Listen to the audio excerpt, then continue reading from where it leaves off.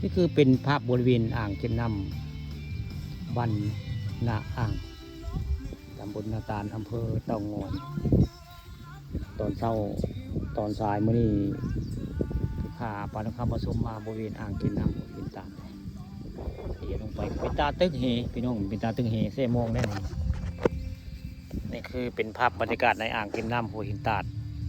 บ้านนาอ่างตำบลนาตาลอำเภอเต่างอยได้มาจะกินอาหารแซ่บอาหารคักต้องมาคาเฟ่พี่ตื่มบ้านอ่างตำบลนาตาลอำเภอเต่างอยได้บรรยากาศคักไปอาหารแซ่บเพลงคักต้องมาร้านอาหารพี่ตื่มคาเฟ่พี่ตื่มอยู่อ่างเก็บน้ำหัวหินตาดบรรยากาศคักมีภูเขามีน้ำแห้งพี่น้องภูน้ำก็แห้งก็ได้น้ำแห้งก็เป็นตาตึงเฮใส่โมงเหมือนกันนี่มีมองนั่งกินข้าวเลยคักไปอยู่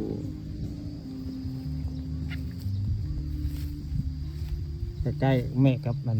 อ่างกินน้ำหัวหินตาดก็อีมองนั่งกินข้าวกินน้ำได้มีสะพานย่างถ่ายซูฟี่อย่างนี้ครับบรรยากาศเรียบไปก็เห็นภูเขาเรียวเห็นเมฆภูทิวทัศน์สวยงามพี่น้องนี่พยายามมากินข้าวพาลูกพาหลานมาเที่ยวกะมาได้นี่บรรยากาศมานอนกะได้นี่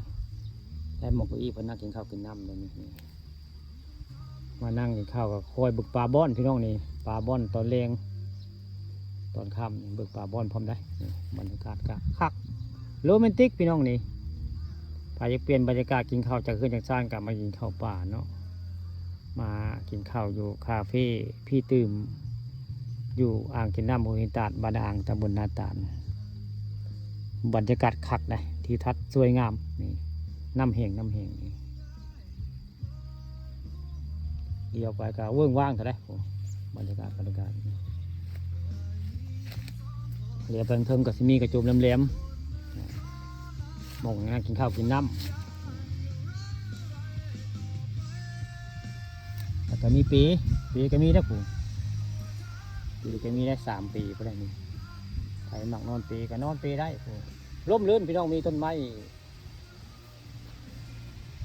นั่งกินข้าวกินน้ำห่มนะร่มรื่นดีนะนี่แหละคือคาเฟ่พี่ตื่มอยู่บ้านอ่างตำบลนาตาลอำเภอเต่างอยได้เรียนสะพานย่างถ่ายโซฟี่บรรยากาศพักได้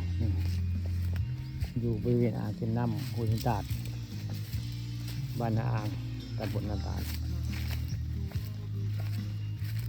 อากาศก็จะห้อนได้หมดห้อนแต่เศร้าได้หมดลูกค้าปังคำผสมมานี่ทำผสมร้านอาหารคาเฟ่พี่ตื่น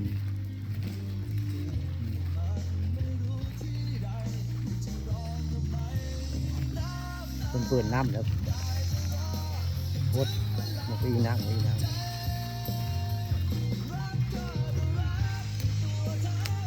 ากาศคักใครจะเคยมากอะมาเที่ยวลงเบิ่งพี่น้องนี่ร้านอาหารของแจนตื่นหรือว่าพี่ตื่นอยู่บริเวณอ่างเก็บน้ำบรรยากาศบ้านอ่างบรรยากาศคักอาหารแซ่บเพลงคักต้องมาร้านอาหารพี่ตื่นบ้านนาอ่างตำบลนาตาลอำเภอเต่างอยบรรยากาศร่มรื่นน้องการนั่งกินข้าวบรรยากาศได้ทิวทัศน์สวยงามต้อง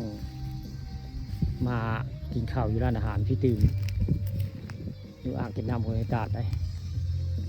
บรรยากาศคักเห็นเมฆเรียบไปกับภูเขาสวยงาม